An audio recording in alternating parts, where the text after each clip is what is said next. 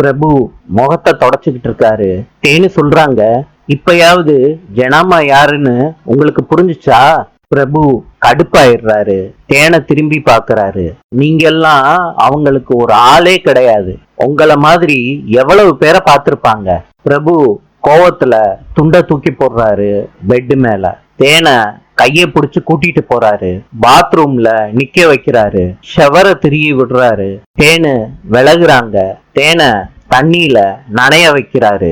தேனு குளிர்ல அவஸ்தைப்படுறத பிரபு தேனை பார்த்து கோவத்தோட சொல்றாரு, நல்லா மழை பெஞ்சிருக்குல்ல, தண்ணி ஐஸ் மாதிரி இருக்கு. நான் இங்க இருந்து வான்னு சொல்ற முடியும்.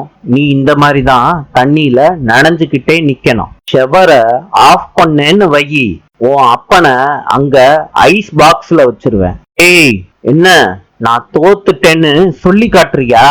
நல்லா அனுபவித்தேன்னு. நாளை சந்திப்போம்.